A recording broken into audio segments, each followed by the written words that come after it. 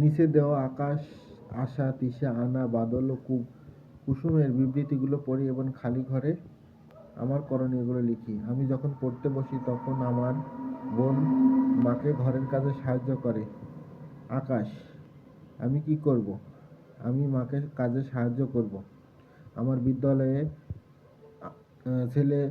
ছেলেদের খেলার সুযোগ আছে, আমাদের নেই। আশা বলল, আমি কি করব? আমি শিক্ষকের সাথে কথা বলবো যেন খেলাধুলায় সমান সুযোগ পায়।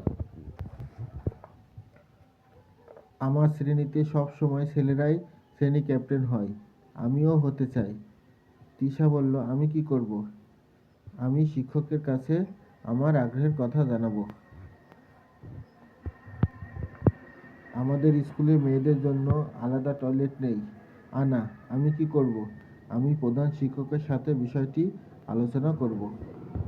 তিশা: আমার শ্রেণীকক্ষে শিক্ষক প্রশ্ন করার সময় মেয়েদের গুরুত্ব দেন বেশি। বাদল: আমি কি করব? আমিও ছেলেদের সমান গুরুত্ব দেওয়ার জন্য শিক্ষকের অনুরোধ করব।